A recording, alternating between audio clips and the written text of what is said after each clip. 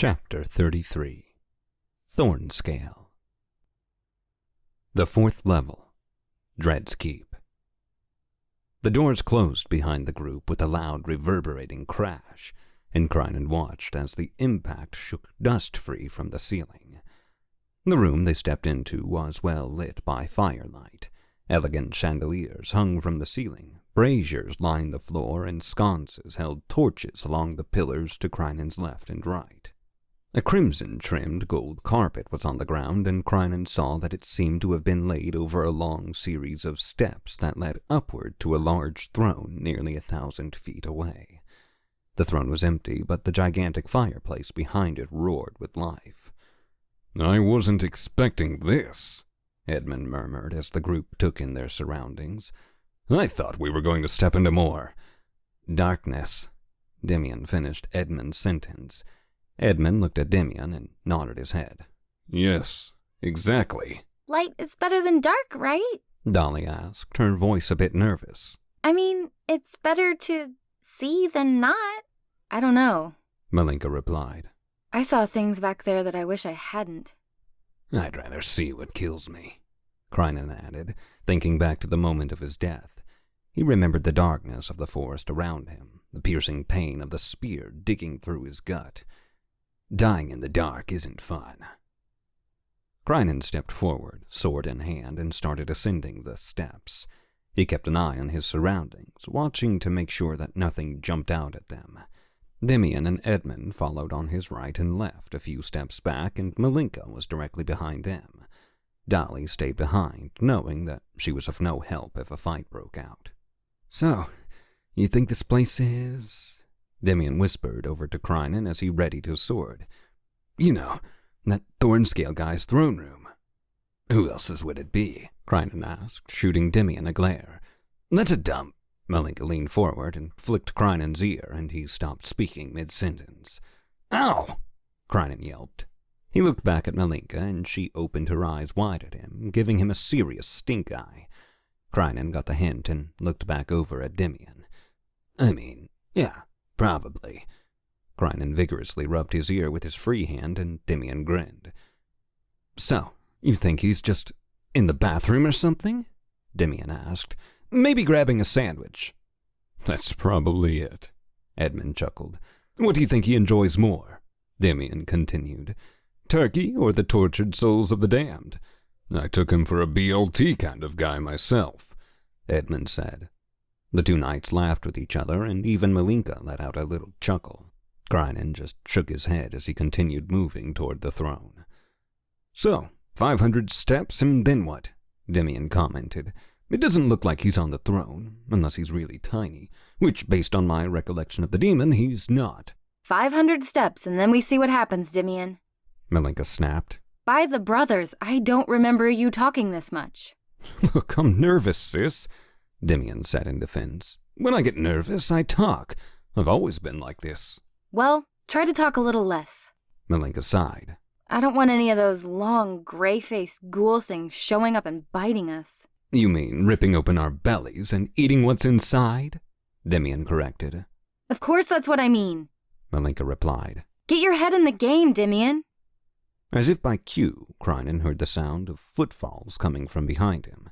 He and the other Black Knights quickly spun, expecting to see one of the grey ghouls attacking, but instead saw Dolly running toward them. Crinan sighed and shook his head at the sight. Dolly was annoying, and he hadn't seen his sister speak through her for quite some time. "They're coming!" Dolly shouted as she sprinted past them. "We see them," Malinka replied. She raised her axes, and Edmund and Demian hurried to her side, their swords at the ready. Crinan looked down the steps and watched as a mass of the grey ghouls walked toward them, scythes in hand. They chanted in their guttural tongue as they walked. Wasting no time, Crinan pulled a pistol and started opening fire. His bullets struck the thin-robed bodies of the creatures, and they exploded in a mist of swirling black smoke. Flecks of black, runny tar-like substance cascaded over the area and splashed against Crinan, sticking to his body. He groaned at the feeling of the thick goo accumulating on his skin and swapped his empty revolver out for the other one. "Keep your distance!" Crinan shouted to the other four. Dolly ran up beside him and reached out, clinging to his sword arm. Crinan grunted and shook her free, glaring in her direction as he kept firing. "I'll hold them back for now." He took aim, firing on one of the ghouls who was closing in on Demian. "Dolly, take my other gun and load it," Crinan barked. With what? Dolly snapped. Where do I get the bullets? "Ammo belt," Crinan replied, pointing to the belt hanging from his waist. "They just replenish. Pull the bullets out and load them. But for fuck's sake, be gentle and don't distract me."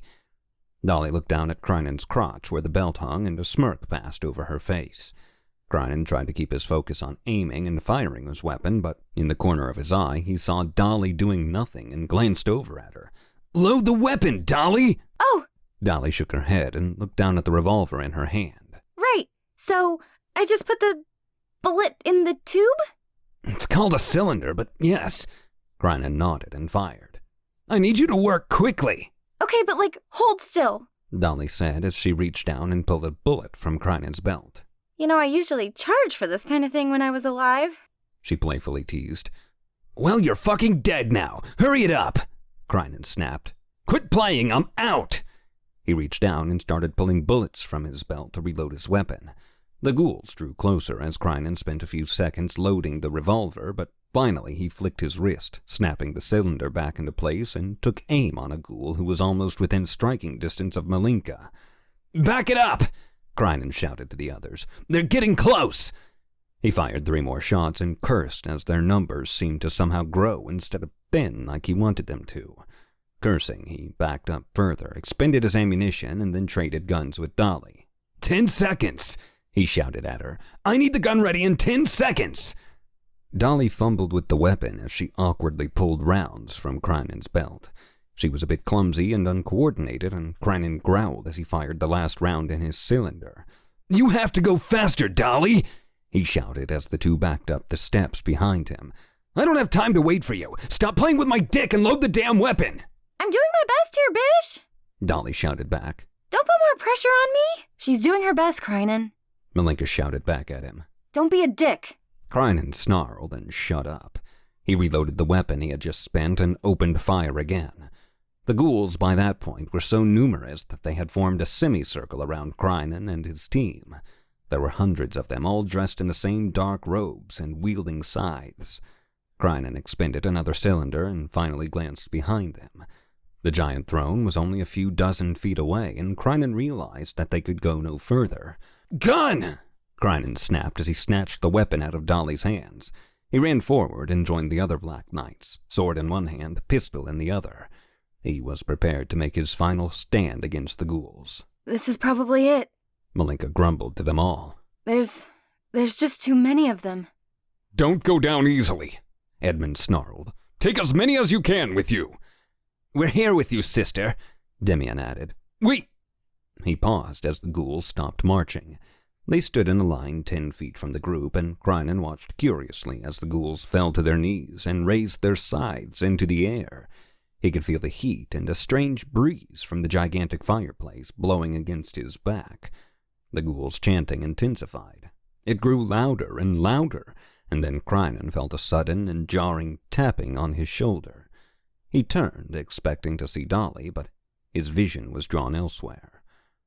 Sitting on the throne behind them was the massive form of the high demon who had overseen the torment and challenges Crinan and his group had endured throughout their time in Dread's Keep. Crinan looked up at him, a mixture of awe, fear, and anger surging through his body. Thornscale leaned forward in his chair, looking directly at Crinan with his black, glossy eyes, and furrowed his brow. "You stand before a king of the hells," Thornscale's booming voice declared. "The Lord of Dread, the Father of Terror. I am King Thornscale, ruler over all that would—" Crinan snarled and raised his weapon, firing a single shot directly at Thornscale's eye. The bullet found its target and sunk deep into Thornscale's skull. Thornscale stopped talking, leaned forward further, and blinked. "Oh," Crinan said, realizing that his attack had no effect. He shrugged and holstered his weapon. "Worth a shot." Thornscale snorted. Was that a pun? Crinan thought about his words and then shrugged again. I mean, I guess if you want to look at it that way, it works. With a snort, Thornscale sat up straight in his chair. Crinan wore a confused expression as he looked at the faces of his team, and then watched curiously as Thornscale shrunk down to their size. The demon, now 6 feet tall, stepped forward and stared at them. Look, I'll be honest with you here for a minute, Thornscale said, his voice still booming but taking on a more realistic tone. I've been doing this for 75 years. I've been sitting in this room, talking into a computer, giving entitled players an opportunity to move on to the next level. Thornscale breathed out a labored sigh and looked back and forth between the confused expressions of Crinan's team. What? Look, this is my job, Thornscale said. It's been my job for nearly a century, and I've never once done anything to actually better anyone's life. Sure, sometimes people get out of the keep and have a breakthrough that lasts a few days, but then they're back to being depressed or whatever within a week. So... Malinka replied. So, look, I'm confused. I get it. Thornscale nodded, his tone seeming much more real. It's confusing, it's scary, it's weird. Here's what I'm trying to say. Pretty much every day of my entire adult life, I've sat in this room for 9 fucking hours, watching players come and go simply to move on to the next level to torture more prisoners. This has not been a fulfilling existence. I've never done anyone any good. But now, here you are. Former prisoners on a grand quest for redemption. Real redemption, not some simulated storyline. Crinan looked over his party and saw that they all were wearing various expressions of shock or disbelief. Was Thornscale really complaining about his job to them? You're actually trying to get out of here, to get back home. All this is real to you. I get it. You can't just log out and go eat your lackluster, bland, frozen dinner and then have boring sex with your wife or your dog watches as you fall asleep covered in the residue of not only your own semen because you're a depressed shit too lazy to clean yourself up like a decent person, but also the thick pain of knowing your life doesn't make a difference to anyone anywhere. BTB, tell us how you really feel. Dolly smirked. Now look at you people, Thornscale said with a sigh. I look at you people and I see a chance, an opportunity for my life to have meant something. Yes, I know who you are. You're the one that my manager says is trying to break out. You're the one working with the ancient lifelinks remnant. What I'm doing here goes against all the rules in the book, against everything I've been told in all my life. What I'm doing right now is highly illegal, but I need this. I need to know that I've actually done something good with my life before I die. You guys get that?